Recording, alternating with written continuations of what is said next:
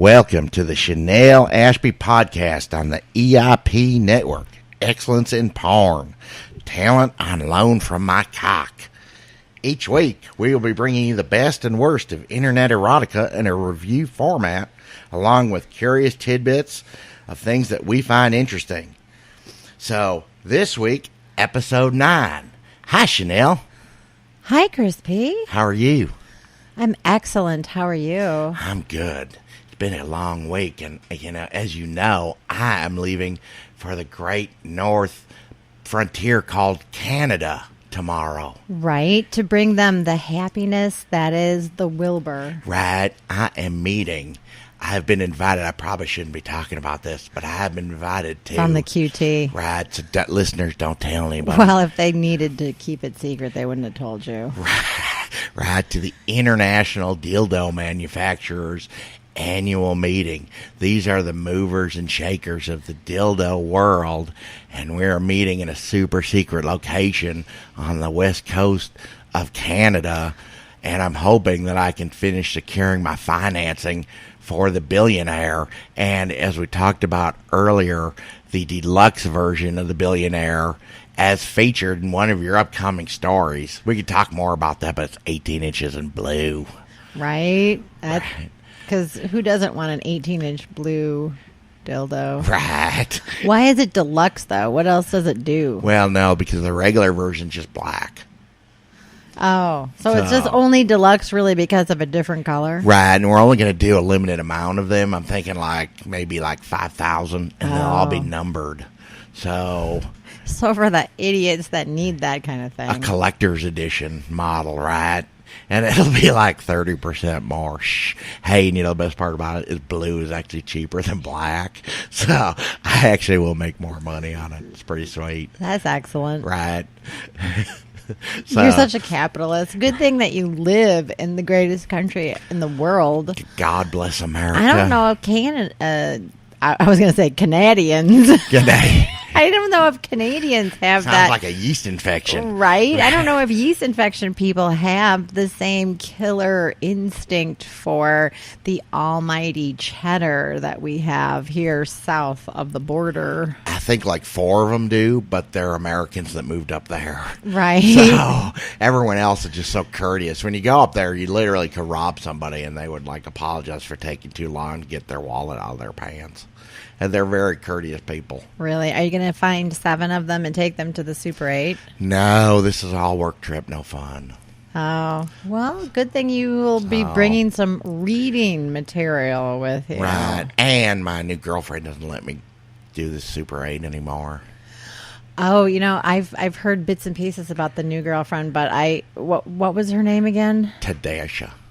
Tadasha? Right, I was a little confused. She had sent me an email regarding some dildos, and she actually her name is very confusing because it was T-A and then the sign for dash and so when I emailed her back, I'm like, hey, and she emailed me back and said, hey, dumbass, the dash don't be silent, so it's Tadasha.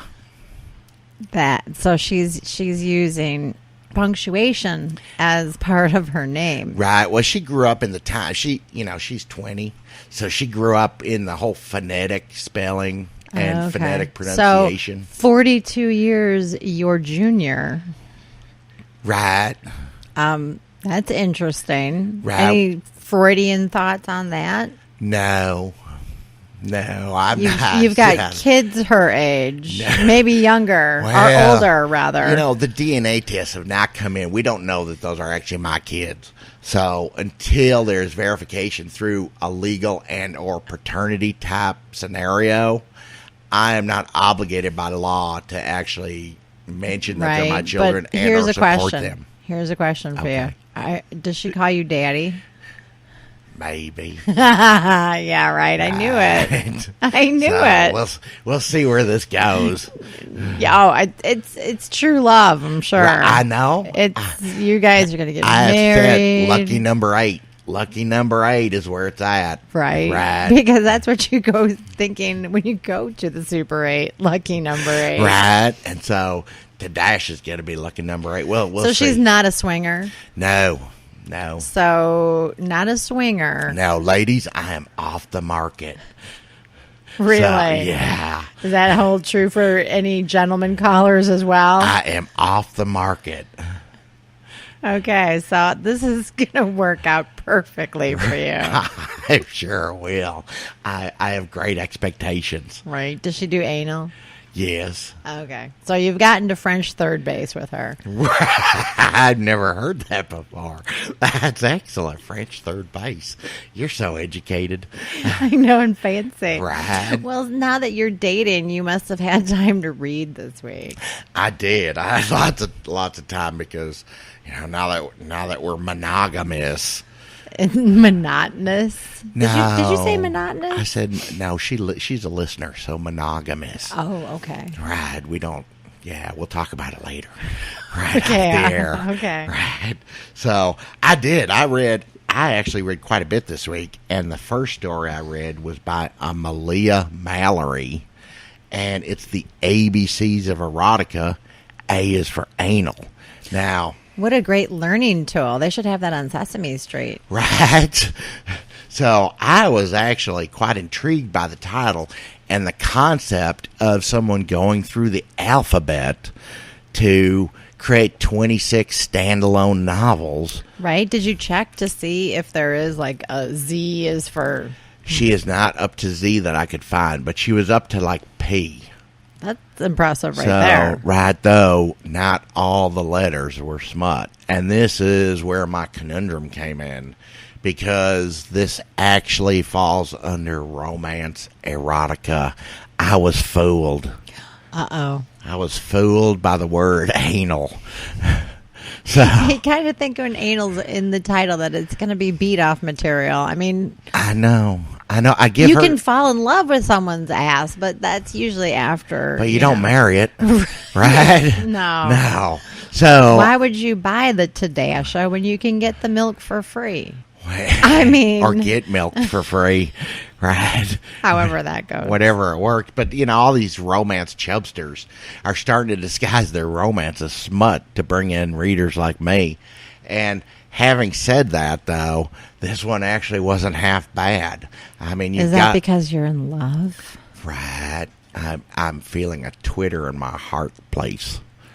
Uh-oh. And my pants. That could be the cholesterol. Well, my doctor did say that I've got to start eating more salad. Right. So less protein in my diet. Another reason why I'm monogamous now.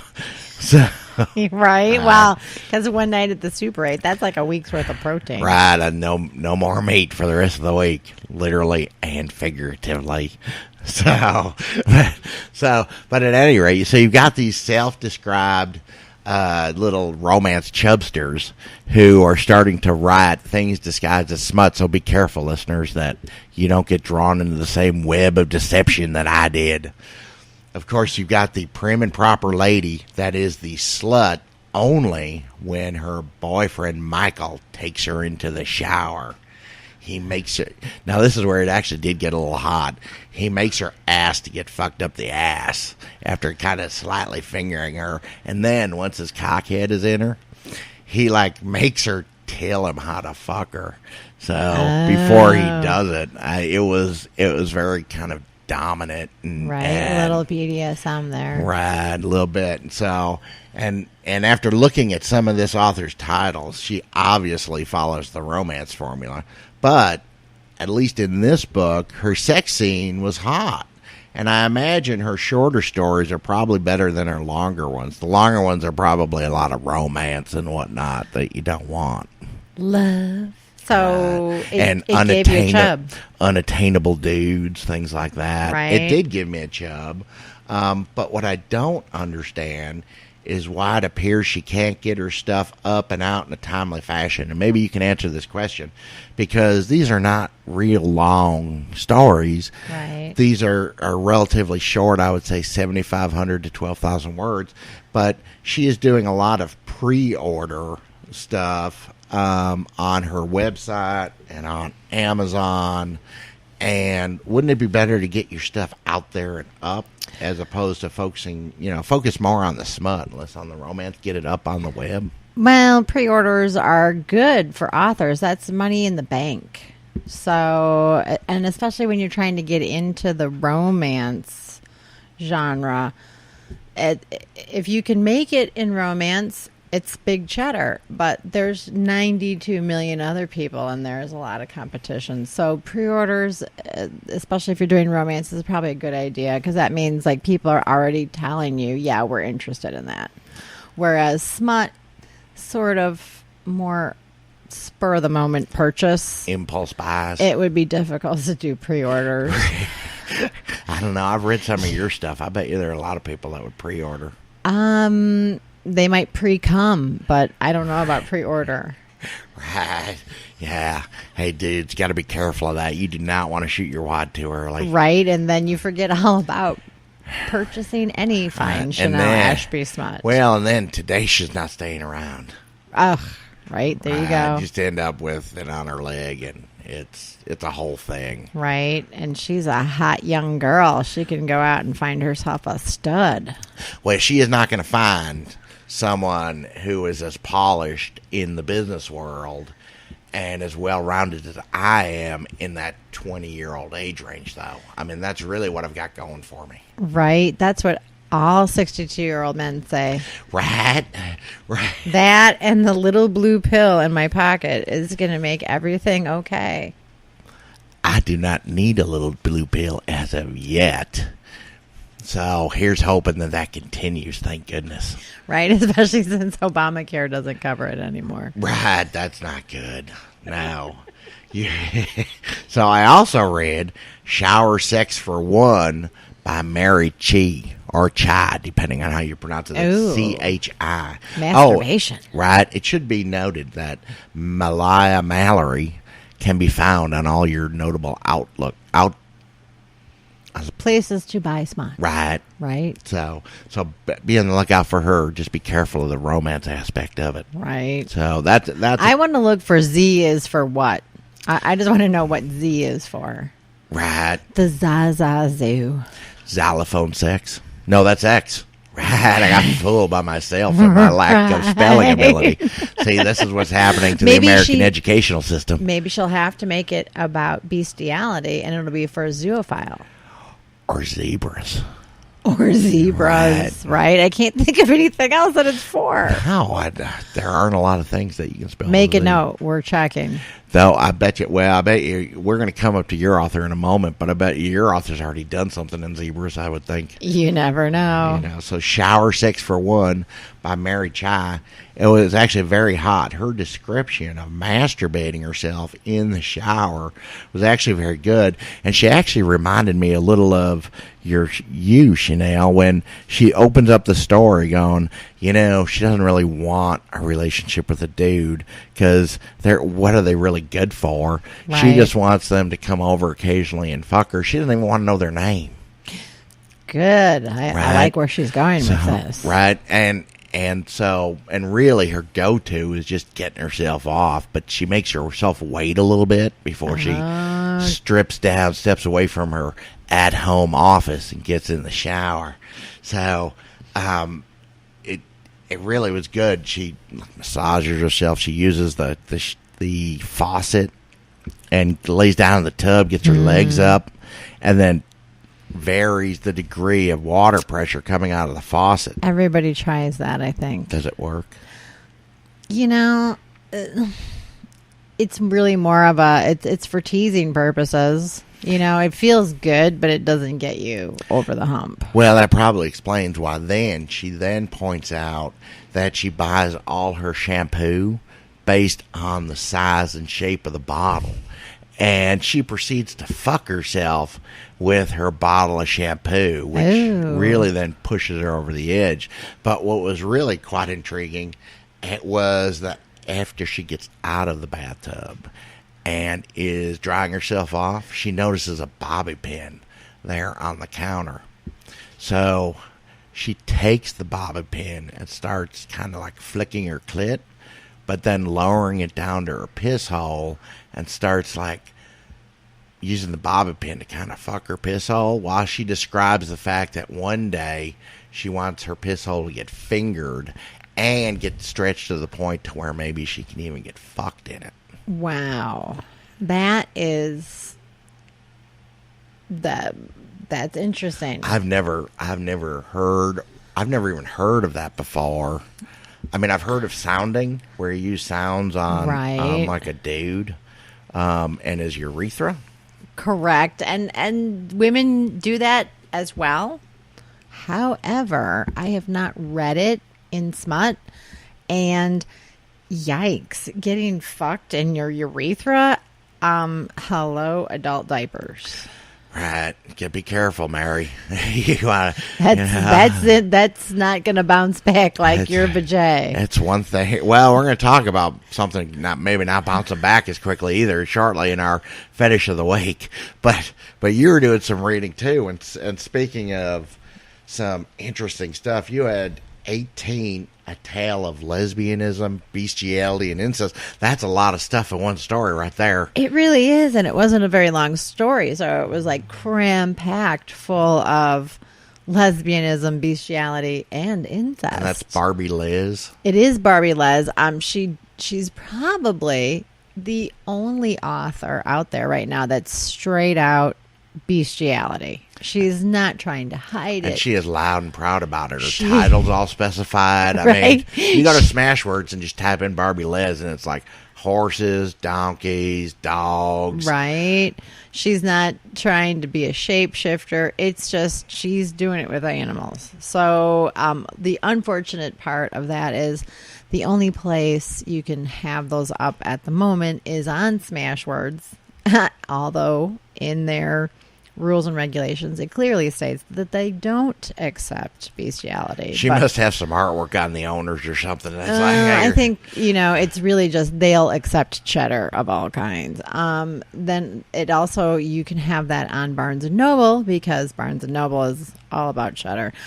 She is not on Amazon, though. She's not on Apple iTunes. She's not on any other, place with fucked up morals or whatever. So anyway, if you like bestiality, you should go to Smashwords. I actually got this off of her website. It's a free book on her website, barbieliz.com. This book begins with a girl who wakes up. It's the morning of her 18th birthday. How fortuitous for her. Right? And us as the readers. Exactly. And she happens to be sleeping naked with her best friend, who is another hot chick. So she's a virgin. Again, interesting that she was like such a maniac about everything and happened to just be a virgin until her 18th birthday. So how does that qualify if it's two lesbians fooling around prior, of course, to or after their 18th birthday, because that's what it's got to be. Right. In most states. Right. If it's two lesbians, are they still virgins? How do you quantify virgin? Oh, I think now it's like, well, you're they would still be virgins as far as dick was concerned because, they're just doing the mouth to mouth. Nothing better than mouth love. Right. So she eats out her girlfriend while she's still asleep. And Good morning. Right. Her girlfriend wakes up right as she's coming, and she's a little pissed off because she thought she was waiting to her first time. She wanted to be with someone special. But whatever. The Barbie, blah, blah. Barbie Les makes her girlfriend return the favor because she says that there's a special rule that on your birthday, the other person has to do what you tell them to do. So she essentially mouth rapes her friend and forces her to lick her cooter on her birthday because that's the rule. I was unaware of that rule. Right? And I may need to get a printed version of that, carry around with me. My birthday's coming up soon. Right? On your birthday, you can essentially date rape people and it's not a problem. It's okay then. Nice. And that's not not hot. It's okay. The problem is that Barbie is still horny after her girlfriend leaves. So here's the reason why. Not a real good friend, not hanging out for her whole birthday. Right, exactly. She's kind of a cunt. So anyway, the reason that I chose this book is because after the friend leaves, she's alone, she's horny. The neighbor's 2 cats show up at her apartment. Meow, meow. Right? And they're brother cats. And there's a portion, maybe a page and a half, where the author has written it like the cats are thinking about what's going on. The cats are sort of narrating for themselves for about a page and a half. Interesting. Right? And so they get into Barbie's apartment and they jump on the bed and they smell all this girl cum and they decide that they want to lick it up off the sheets. Right. And the smell of it makes the kitty cats horny, and they're both boys. So the one kitty cat butt fucks his brother. And, you know, the brother cat's just like, okay, meow, meow, da-da-da, still eating girl cum. And she's watching them go at it, and she's getting super, super horny. So she decides, against all safety precautions, because cats have, you know, claws, so I wouldn't do this, but she separates the 2 cats and jerks off one cat while sucking off the other cat. Wow, she's pretty talented. Right? And so she's, you know, making both of these kitty cats come all over her face. And right as she's about to get the cats to return the favor, the doorbell rings. The neighbor's looking for their cats. The story continues where, you know, later on she gets it on with her mother. And there's also a dog and a monkey involved in this story. She's had quite the birthday. She has, well, it's her day, and people have to do what she wants. Well, I almost forgot about the rule. And I was going to say, I would give it, if you're into lesbians or bestiality or both, you're going to say that this is a 5 boner story because it's like the only one out there that you're going to get that with. I'm going to give it 3.5 because there are elements of the ridiculous in it. I mean, I don't really want to know what kitty cats are thinking about. But it's 2 cats and she's blowing one and jerking the other off. So, I mean, just for that alone. You don't see that every day. Right? That's exactly. for sure. I also, while I was on Smashwords, before I went to her site, I gave a quick read to the Stallions, which 2 horses, you know, a horse dick in the cooter and one in the asshole is impressive. She seems to like the menage a animal. Yes. Yeah. When one horse is just not enough. So if you're into lesbians and animals, Barbie Les is your girl. And I'm going to say 3.5 boners because kitty cats apparently are quite horny. Right. Good for kitty cats. Right. So I read one other story this week, and that actually was, where's the name of it? Oh, there it is. Okay. Erotic Tales, Ride a Cock Horse by Severin Rossetti. Is that spelled Tails?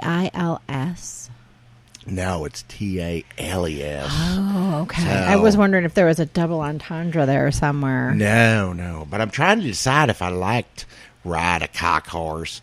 On the one hand, the writer is very good and obviously well educated. It's not every day you get Latin phrases and famous quotes such as, "She remembered now it was not the poet Alighieri, but the revelator John of the ancient apocalypse of the Albions. Behold, a pale horse had been his warning, and the name that sat on him was Death." Wow. So this is biblical here. And a little bit. And it's a little bit of a period piece, though it doesn't really specify. It starts out with her crossing a marsh, so to speak, at night under the pale moonlight on a horse going to the Prince of the Pearly Dews castle.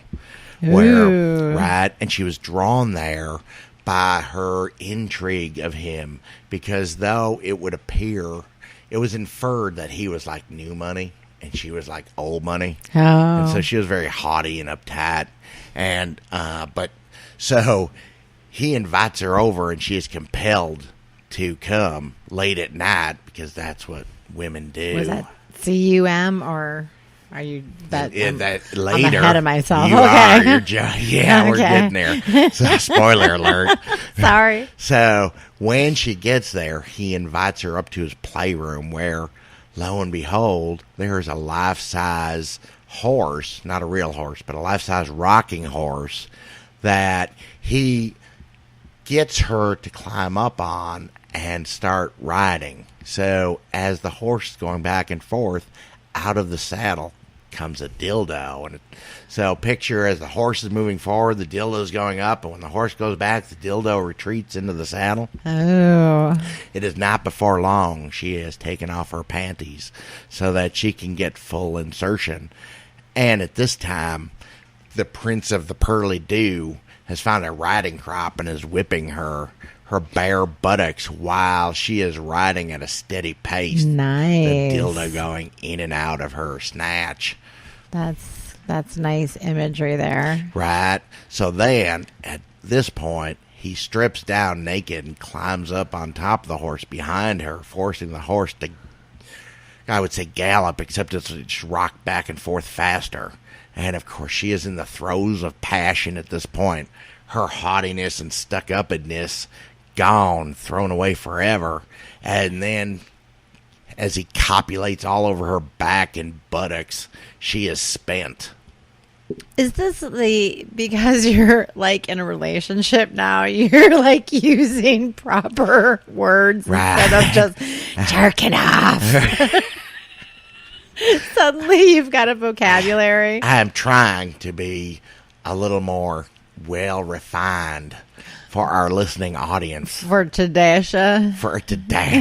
Right. Wow, this is love. Right, well, I don't know, because I still jerk off quite a bit, but... There you go. There's the crispy, I know. You know. I was just wondering who the fuck you are. No, there's a reason why I carry a bunch of tube socks in my luggage. Okay. Yeah, just wrap one around there and let her eat. Okay, so this sounds like a hot story. So how many boners are you giving? I'm going to give it 4 boners. And, of course, Severin Rossetti can be found in all the outlets and specializes mainly in kind of BDSM and domination type writing. So if you like that, he may be worth taking a gander. I found all 3 of my stories on Smashwords. But, like I said, they can be found anywhere that you buy your smut at. Excellent. So you also had another story. Oh, I did. My Life as a Mail Order Bride by Natasha Koshkov. Sounds like a true story.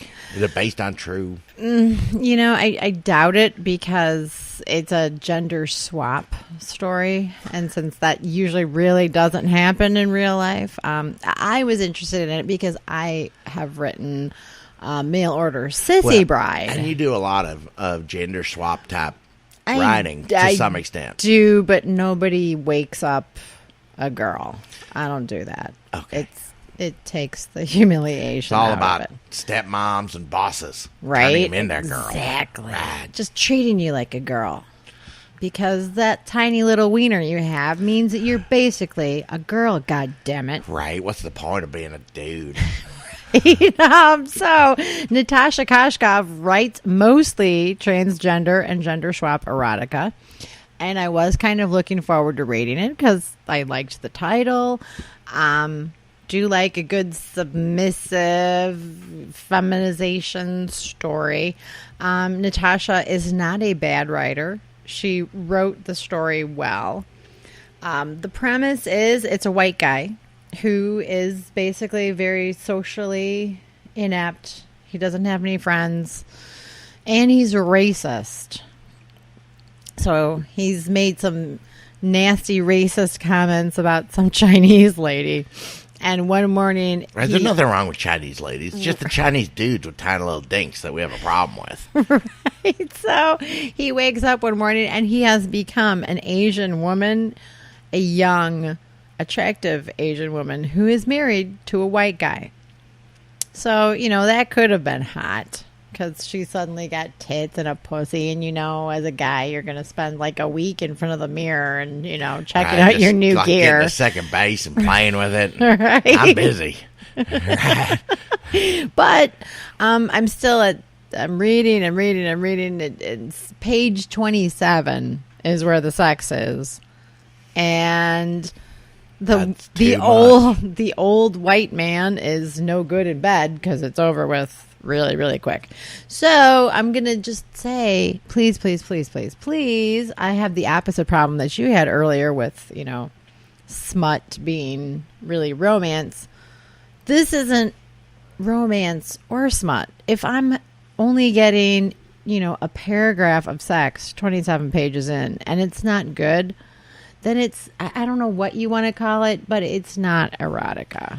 I'm not stroking it to 27 pages of backstory. Right, listeners, I mean, this is an aha moment for all you potential writers out there. Right? Get to the spank bank material. If you're going to write smut, make it smut. Call it what it is instead of calling it smut when it's, really just a story about a dude waking up with a vagina. I don't know what you want to call that, but it's not smut. It's not the great American novel, that's for sure. Well, so you don't need 27 pages of backstory. Right. So I'm going to give it a boner and a half. Only because, she wrote well. Natasha Koshkov wrote well, but not good. Well, obviously didn't write smut very well. The 27 pages of backstory sounded like it might have been good, but if she can't even write good sex, then right. What are you trying to do? I don't know. If you want to read about a dude turning into a chick, but not even really not the erotic part of turning into a chick, just the surprising part of turning into a chick. Like, oh no, I need a bra. If you like that, then I guess this is for you. Well, it's an Asian chick. How much of a bra can she need? They're usually not real top heavy. Oh, this one had some Really? knockers. Well, good for her then. Right. She's like a C cup. More power to her. Right. She should have held out for a better husband. Anyway, so boner and a half. Meh. Okay. Okay, we'll let her go then. Bye-bye, Natasha Hemingway, apparently. So, go down to the Keys or wherever you're from and Natasha is probably a mail order bride herself. Right, who's probably unhappy with her husband and wishes she could be turned And English is her second language, and she's trying to really work hard on her English so that she can up her game and get a better husband. Well, good luck. If anything happens with me and Tadasha, then I'll look her up. We'll see. Really? Are you into the whole concept of ordering yourself up a bride? No, that was wife number 3 that didn't work out so well. So right. I'm not going to do that again. So. Was she Chinese? No, she was Ukrainian. Oh, you know what? And, some of those Ukrainian women are quite lovely. Right, and that's what I thought. And I thought basically just taking her to a store with all the bread you could buy would be enough to keep her happy, but apparently not so much. Really? Was she a whore? I don't know. She wasn't with me, so... Not enough of a whore. No, she seemed to be pretty fond of the cable dude, though, when she got the HBO package put in. Okay. Did she do any to get the HBO? I've still got HBO, but I don't have her. So that's what more can I say? Right. So now we move on to the sex phrase of the week, where we continue our tour of America as we profile sex terms that reference states and cities, and in this case, territories all over the U.S. Oh, I like that you're including the territory. Right. So, and it's a nice refresher on U.S. geography. So, right. Which week, I forget quite often. Right, because I can't speak for you because you're like one of the smartest people I know, but I am definitely not smarter than a 5th grader. Right, I don't think I am at the end of the week either. No, you're usually pretty spent after riding all week. Right, amongst other things. But this week is the Puerto Rican Fog Bank. Hello, Puerto Rico. Woo woo. So when a woman is giving you head. Well, in your case, not head because, you don't have a dick. But for you gentlemen listeners out there, when your lady friend is giving you head and you turn around really fast and fart in her face. Oh. That is called a Puerto Rican fog bank. Now, And does she ever give you head again? I mean, there's no follow-up with these things. That's the problem. well, that We don't they're really know. one-offs is what they're at. But there is, for extra credit and more points, if you turn around really fast after farting in her face and then nut all over her face, then you get extra points. So, and I would have to agree with that, because if you could time a fart right before You're gonna you come, right? That's talented stuff. I mean, That's impressive. it really I would is. think it would be much easier to just shift, put your hips up and fart in her mouth that way than it would be to actually flip over and then flip back. Right. Well, it would depend on what position you're in. I think the thought process between the Puerto Rican fog bank is that she's on her knees and you're standing. Oh, okay. I was thinking that you were laying down. Right. All That would right. probably make it a little more difficult. But the Russian judges would probably really appreciate that. If you could do that, and you'd probably get a good rating on the Olympic fog bank scale. Right. Right. These Germans would look favorably on that level of difficulty. Shout out to Germans. Right. They Hey. like Chanel Ashby porn. God bless them. Sieg Heil, my friends. So now, what's new in porn this week? What's new in Or porn? you were gonna tell us a little bit about male lactation, or are we putting that off till next week? You know what? Male lactation was actually going to have to wait because we have an additional book to review this week. There's another book. And it's going to be our first ever non-porn related book that we're reviewing. Is this like turning into Chanel's book club? Well, no, it's really not. I was totally unaware of this segment. Wow, okay. I'm pretty excited. In lieu of romance this week, Right. we are talking about a book that is called Not Gay, Sex Between Straight White Men by Jane Ward. Right, we were talking about this the other day. Right. And this actually is a really interesting book. It's talking about the phenomena out there of white men, for the most part, who are getting and advertising and looking for what you would normally classify as gay sex online and I guess in person eventually. So basically, what's that? Grindr or Craigslist? Grindr, Craigslist, or there's so many other online avenues at this point. So where these you are can- all the dudes that will put out an ad that say like straight dude looking for right, other yeah, like straight dude. another straight dude, and we're gonna watch straight porn, and then we're gonna blow each other but not be gay. right, because we're definitely not gay. So this book touches on a lot of subjects that we write about in porn world, like the idea being, in porn world, you put on the panties and boom, magically you're there, you're sucking dick. So that doesn't happen in the real world. Straight men do kind of get like the shitty end of the stick, though, and I'm not even talking about poo play. That was last week, Right. episode 8. In that, two straight women can be together and they can kiss and make out and they can, they can, Katy Perry's made a whole career off that first song. right? Women are allowed to do that, and not only is it permissible, and no one says like, "Oh, you're gay." You're just experimenting, you're having fun, and other dudes find it extremely hot. I mean, that's a whole genre of porn, is girl on girl that aren't really lesbians, because real lesbians aren't watching that shit. Look, gay for the pay. Gay for the pay, or gay because, it's a full moon and whatever, and bam, and The I'm right amount horny. of tequila, whatever. Right. So men are not given the same freedom to do that, because two dudes making out with each other is not cool. Well, you know the old saying, you could build bridges your whole life and never be called a bridge builder, but you suck one cock and you're a cocksucker for life. Isn't that the saying? So, I guess it might be the same. So, men aren't given the same freedom, and the whole construct with am I gay or straight is much more regimented for men than it is for women. So basically, the book challenges some of our culturally ideas that seem to be set in stone as far as, are you gay? Are you straight? Or are you a white man who happens to take a, cock in the ass once in a while? I noticed you specified white man.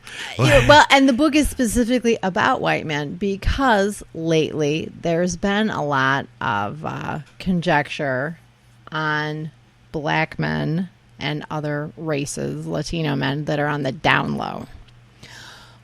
But nothing done specifically about white men who are doing just as much down low activity as any other color. But, for some reason, they've been sort of put in the closet, so to speak. Well, it's pretty good being a white dude myself, so top right? of the food chain. And so the book was talking about man-on-man sex in prison.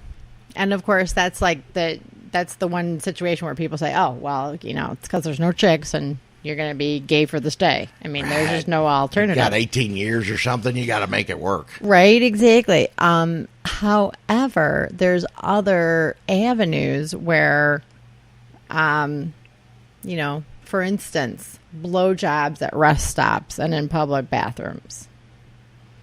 Then, sociologists have studied that in the past and said, it's because these guys are going to these because they're Catholic and they, their wives don't want to suck their dick and they don't want to have sex with a condom and condoms aren't allowed, but they don't want to get pregnant.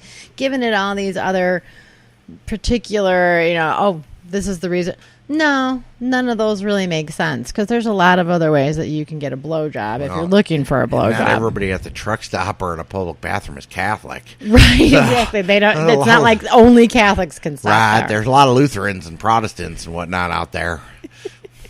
Right. So Ms. Ward is talking about the other reasons why a man may want to occasionally stop at a truck stop and get a blowjob from a stranger, and how that does not constitute as gay behavior, mostly because these same men aren't interested in any kind of a relationship.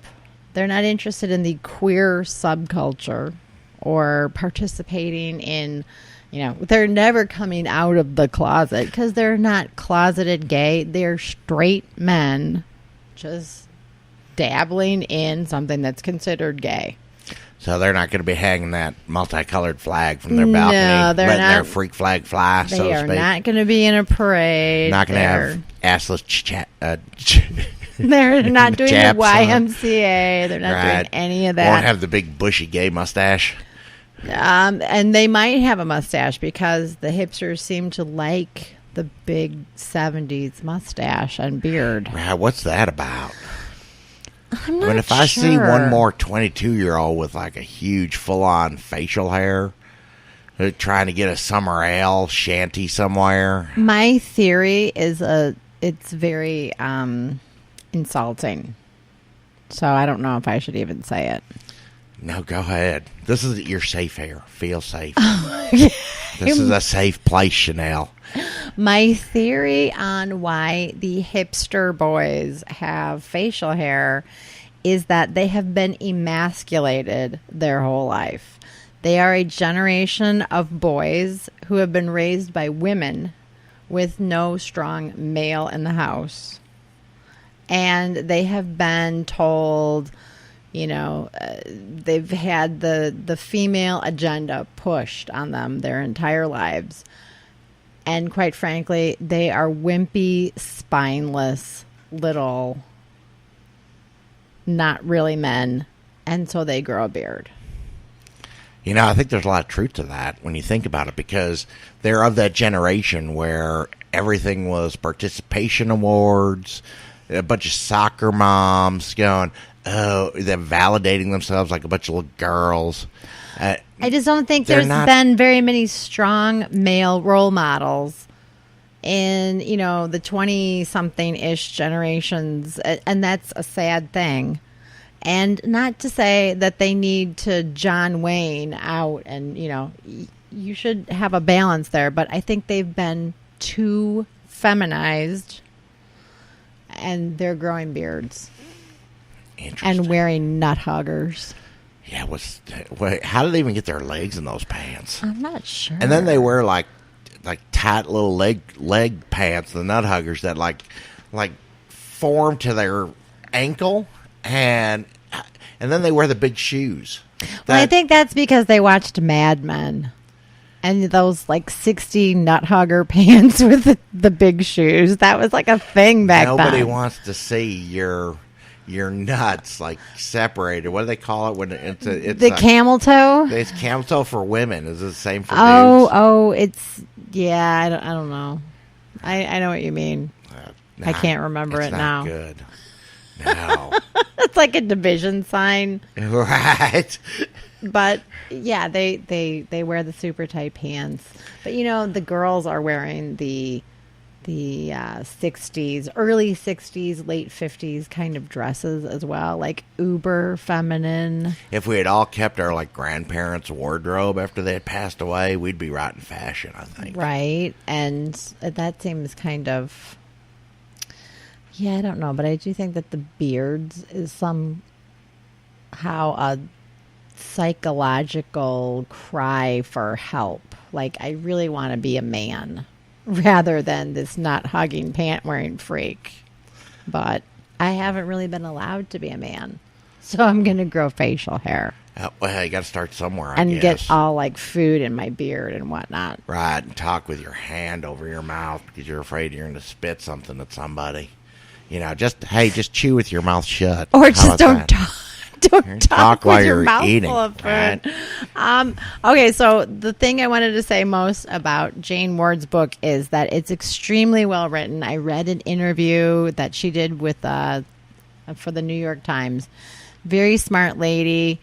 She's a professor, and she doesn't come up with some definitive reason why this is happening, but it's interesting that she doesn't try to blame it on the fact that there's the internet and there's so many avenues for sex, because that up to this point that's been the reason why you read all the time. I mean, people are complaining oh, my husband's cheating, my wife's cheating, blah blah blah.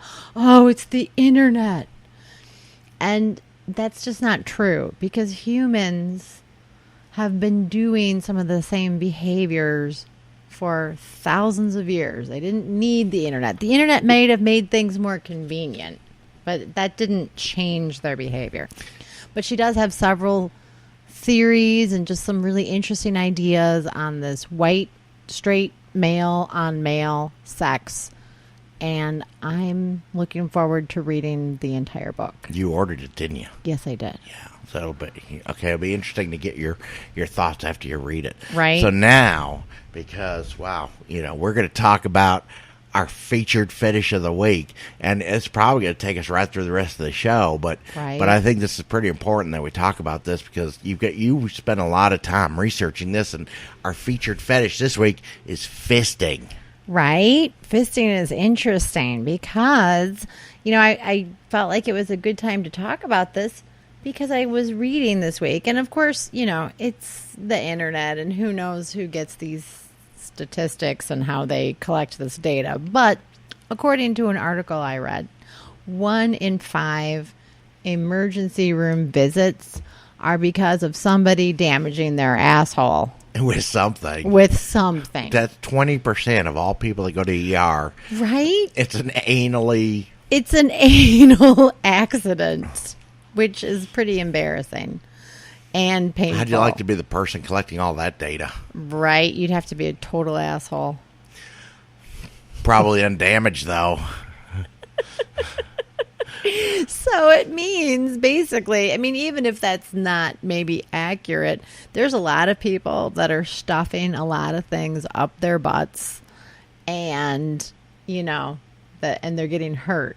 Another thing I read in the same article about the 1 in 5 anal injuries was that they've seen an increase of injuries where men are coming in and they've been using some of the party drugs and Special K, X, things like that, where they've been hopped up on Viagra all night and whatever other fun pills they're taking, and then they get hurt with something up their butt.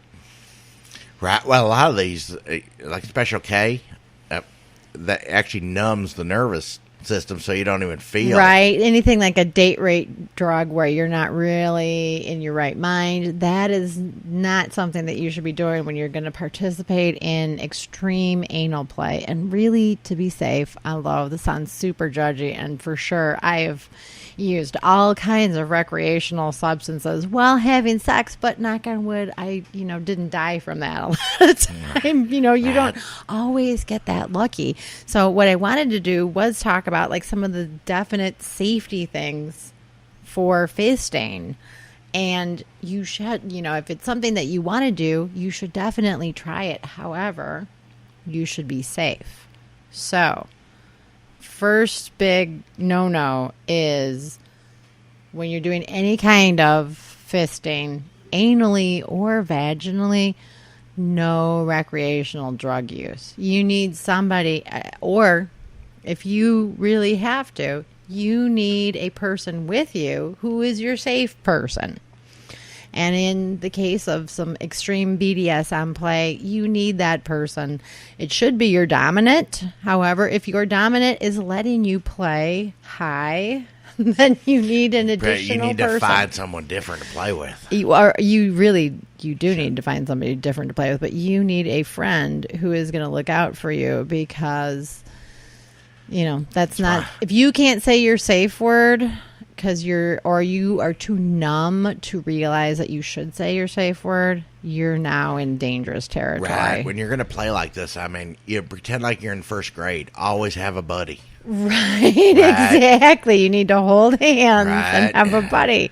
So let's say that you are sober and consenting and you're ready to go, and your partner says, okay, I'm going to fist you. What's the first thing? First thing is they need to look at their hand. They need to cut their nails super short. Like, you need no nails, and they need to be filed and trimmed smooth, because nothing's worse than a corner nail, like poking. And that is not a place you want to tear. Yeah. Don't want to scratch anything. So you need super short, clean nails. Another good reason to have no nails is E. coli lives in your nail beds. So get rid of the fingernails. You also need a latex glove, and really preferably the ones that go up to your elbow. Right, like you see in the cow videos. Right, like some good Farm and Fleet kind of gloves. Right. Like you're going to go and work on giving birth to an animal or something. Because if you're successful in fisting, once you get past the knuckles, the rest of your hand fits in quite well. So you could be in up to the forearm. You don't want to have a glove that stops at your wrist and be much deeper, because you really need to be covered. So you lots of lube. You need latex gloves and lots of lubricant. The best anal lubricant for something like fisting or extreme large toys in the ass is Crisco. Interesting. Right? It's cheap. You get it by like the gallon drum. So you got plenty of it for later. You're all about value. Oh yeah, I wouldn't. If I'm cooking with Crisco, I'd keep one for cooking and one for anal. Obviously, that's no longer safe for eating once you have used it in a fisting scenario. That explains why you've got the Crisco in your bedroom closet. Right, that's for anal. So what you want to do is, use Crisco, and you don't want to do this on nice sheets. If you're doing it in bed, you want to do it where you either put down plastic. A tarp. a tarp or you're using the shitty sheets, like literally, because there's going to be, at the very least, a lot of Crisco is going to be coming out of an orifice. At some point. That does not come out. So Crisco, best, easiest, cheapest lubricant. Now, you can't use Crisco if you're having anal sex where you're using a condom. Can't use Crisco because that degrades the condom. But it's just fine for fisting. So you're going to want the person getting fisted, regardless of whether you're doing it vaginally or anally, you're going to want to douche and or enema. A lot. 3 to 4 hours beforehand. And, don't eat Mexican. Right. And you're going to 20 minutes before you want to just clean up once more, just for basic. Don't eat at a food truck. Right. And then here's another, just as a woman, if you're right around your period, you're not going to want to do this like the day before your period, because there's nothing quite so disconcerting as pulling your hand out and it's covered in blood. Right. That's a boner down. And as a person who's pulled my hand out and had it covered in what turned out to be spaghetti sauce, I'm going to say that will make your heart race. So be careful with anything that looks like blood and or actual Still blood. Want to know how that dude got that spaghetti and sauce up him. You and me both. Years later, that is still... Right. Quite. Wow. That's committed to the project. It is. You're also going to want... That's abundanza right there. That's Right. something right there. That's like never wanting to eat spaghetti and meatballs ever again is what that is. It's ruining a whole food It group. explains why when we go out to eat, you don't really want to do Italian. Right? Now, you're also going to want to warm up when you're fisting. So, there's no hurry. You don't need to get your entire hand up there in 5 minutes, and you shouldn't. So you're going to want to use toys to get the whole area warmed up. And fingers, one at a time, is the best way to get warmed up. So, you're going to want to take, 2 fingers and then 3 fingers. And you Maybe alternate. And you want to go slow, and you want to just, test the waters, because you can always put in more. But, you can't, once you've, You don't wanna gone break too anything. far, right? You can't take it back. So fingers, once you get to 4 fingers in somebody's ass, if you hold out your hand, you'll see, obviously, your knuckles are the widest part of your hand. So once you get past the knuckles, the rest of your hand is going to go in, and it's going to make a fist. The suction inside someone's asshole or vagina is going to turn it into a fist. But what you're going to want to do first is make a duck.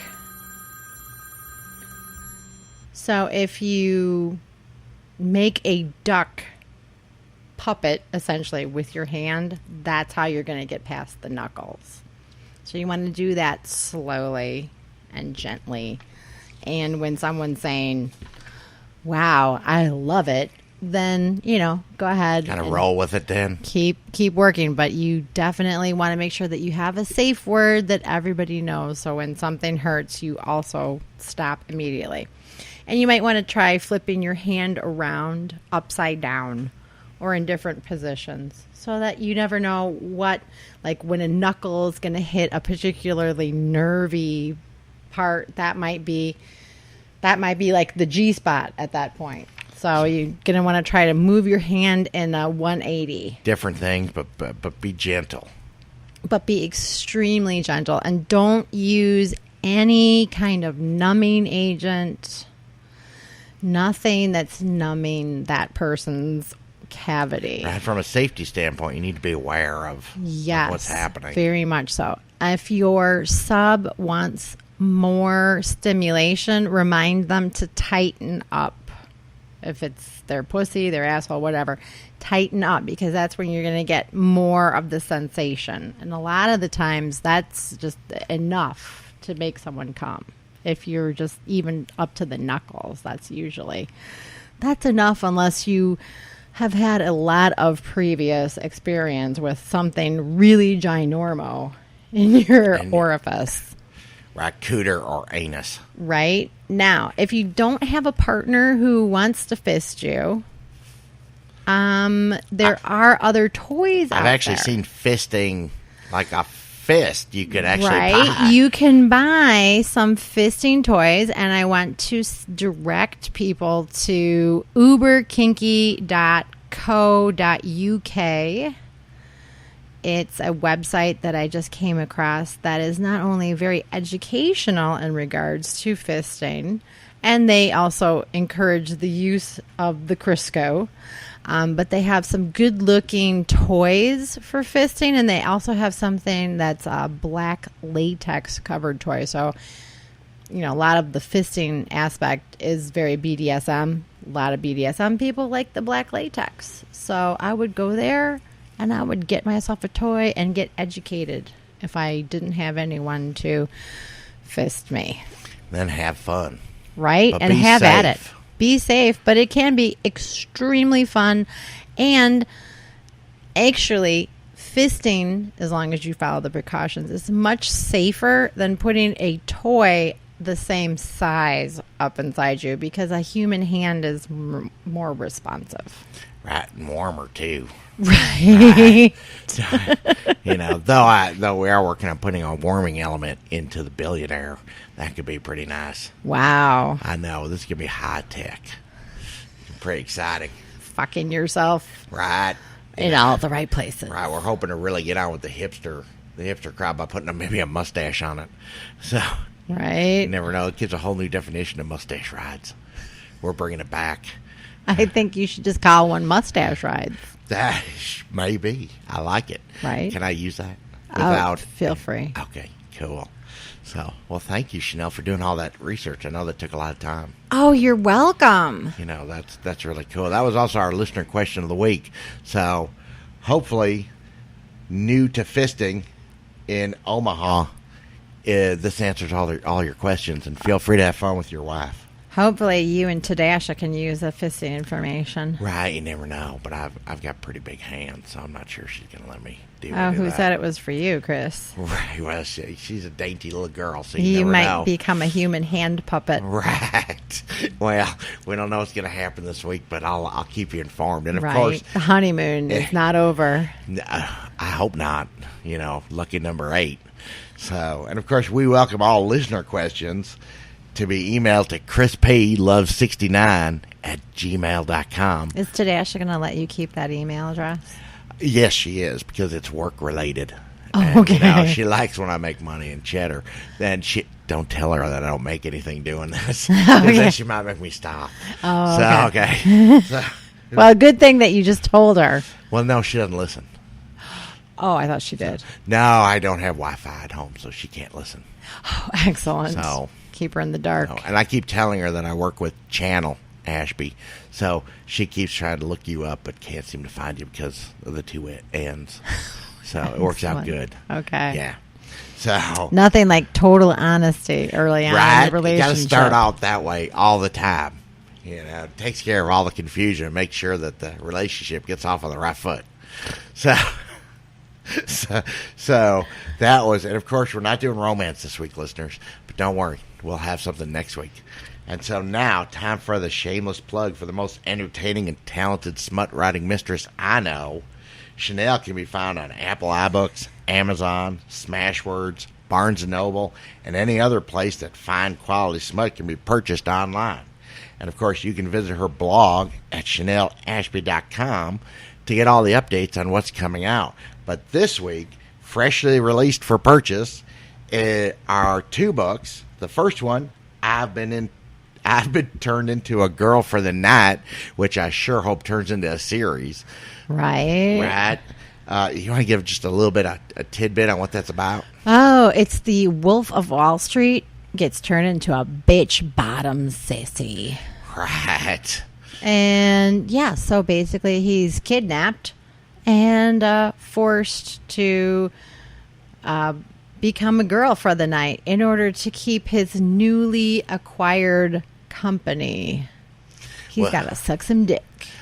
got to do what you got to do in today's world. Right? It's a dog-eat-dog world. And apparently a cocksuck by a girl, dude, right? world too. So There you go. you know, make sure y'all buy that, because that sounds like an excellent story. Now the other one, which I'm really excited about, is actually part of a new series you're doing. It is part of a new series. Right, and that's the X-Files theme, because it's loosely based. Well, very loosely based Very loosely. on the X-Files. However, it is called The Unidentified. There are 2 books out as of the moment. The first one is called A Female Encounter, and the second one is called In the Hive. And it follows an FBI. Well, it is I don't Government specify. agent. Yeah, government agent who is a washed-up has-been who's just been let out of the loony bin asylum because he came up with some crazy-ass story about how he'd been kidnapped by aliens, and the agency decided to shut him down. And now he's on a bunch of meds, and, he's not totally clear on all the details. And he's working with... And he's been reassigned to paranormal investigation, and he has a hot, redheaded, bisexual agent companion who is supposed to be investigating things with him, and sounds eerily like you and I working together. It's really what it sounds like. Oh, it's all Right? about that, Yeah. right? Exactly.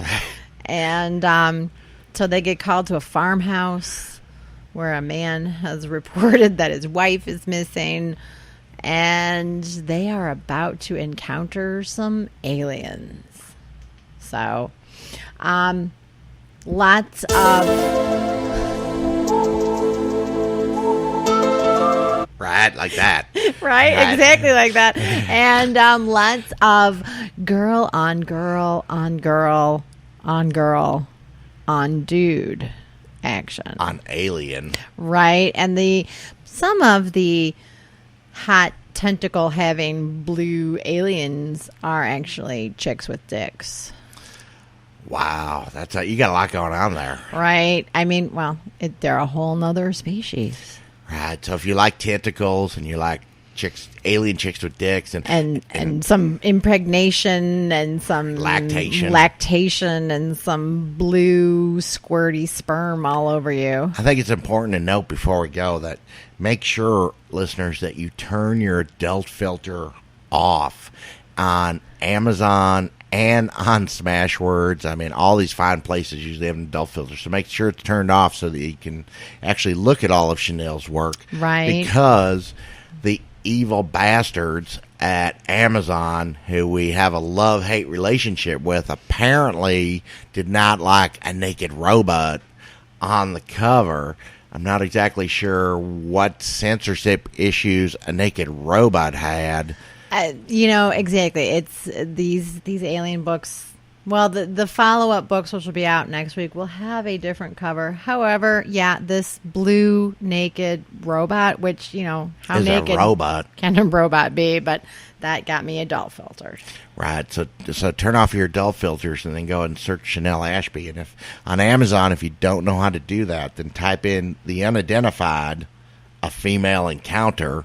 That will then ask you if you want to turn your adult filter off, and you can say yes, and then it's off until you clear the cache. Right. And then you've got to do it again. And you're going to want to take your adult filter off anyway, because lots of people's smut gets adult filtered for a variety of ridiculous reasons. Right. And of course, as we wrap up the show, we welcome all questions and comments to chrisplove69@gmail.com. And please do not send any naked pictures of any aliens you know. Do not send any pictures of you with a horse on your 18th birthday. Or jacking off and sucking 2 cats. Right. We do not want any pictures like that sent to chrisplove69@gmail.com. And we really appreciate you guys listening. And have a good week, Chanel. You too, Chris. And all your listeners, have a good week, and we'll talk to you next week.